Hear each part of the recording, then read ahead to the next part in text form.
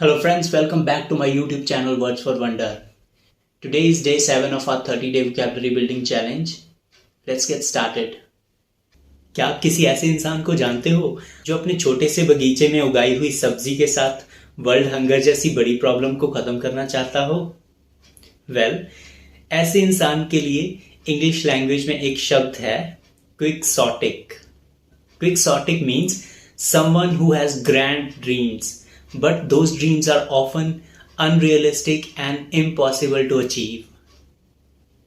This word comes from Don Quixote, who is a fictional character in the eponymous novel. This character is overly idealistic and unpractical.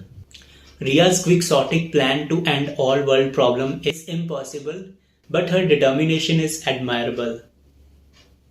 Victor's ambition to travel every country in the world within 6 months is inspiring, even though it's quixotic. Remember that being quixotic is not always bad. Sometimes even those wild dreams may lead you to something adventurous.